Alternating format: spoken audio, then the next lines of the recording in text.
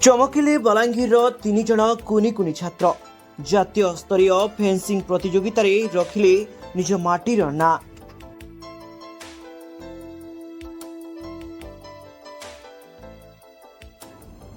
এই तीन जन छात्र कटक अनुष्ठित जातीय स्तरीय फेन्सिंग प्रतियोगिता भाग नहीं कृतित्व अर्जन करथिबा बेले यहांक पई खाली बलांगीर माटी नुहे सारा राज्य गर्व और गौरवान्वित हो पारिछि।